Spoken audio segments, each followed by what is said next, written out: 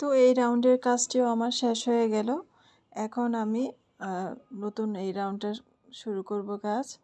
তো এখান থেকে একটু কাজটা একটু আলাদা হবে, ইনক্রিজ হবে এখানে।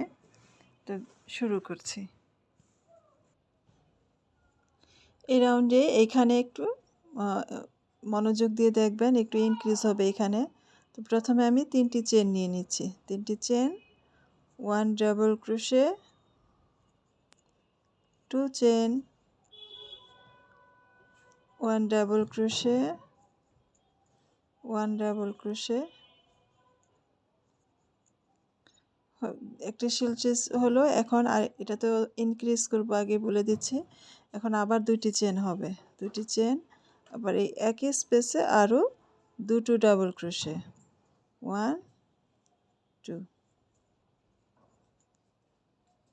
এই যে এরকম হবে জিনিসটা। মোট 6টি ডাবল ক্রোশে হবে এবং 2টা স্পেস হবে 2 চেনের, 1 2। আর বাকিটা ওই আগের মতোই। এখন আবার 4টি চেন নিব, 4 চেন নিয়ে এই যে এই ফাঁকা থেকে এই কাজগুলো করে যাব।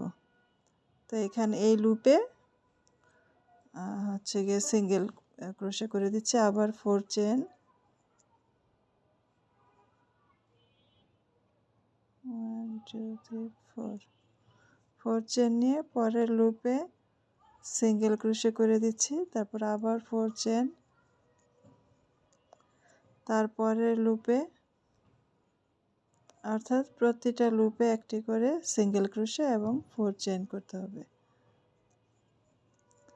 4 চেন,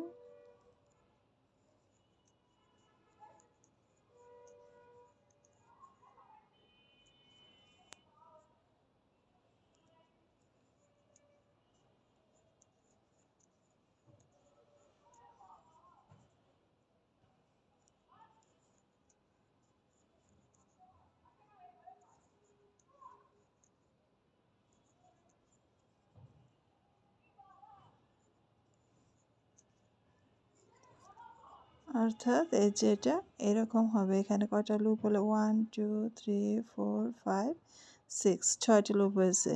প্রথমে ছিল 8টি, তারপর 7টি, তারপর হচ্ছে গিয়ে 6টি।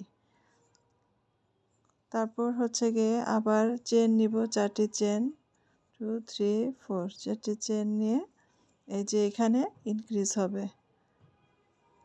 এখানে ইনক্রিজ হবে।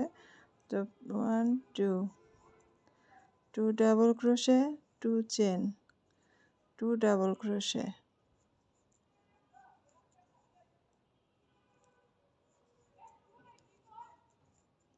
একটা শিলটিস, তারপর আবার 2টি চেন, চেনে একই জায়গায় আরও 2টি ডাবল ক্রোশে করতে হবে। অর্থাৎ মোট 6টি ডাবল ক্রোশে হবে আর 2 চেনের স্পেস হবে 2টি। এইভাবে এখন আবার 4টি চেন নিয়ে ওই বাকি ওইটার মতো করে এই কাজ আগেরটার মতোই। তো ওইটুকু আর দেখালাম না, এইটুকু আশা করি বুঝতে পেরেছেন। এই রাউন্ডের কাজটা এরকম হবে। তো আমি পুরো কাজটা শেষ করে তারপর আসছি।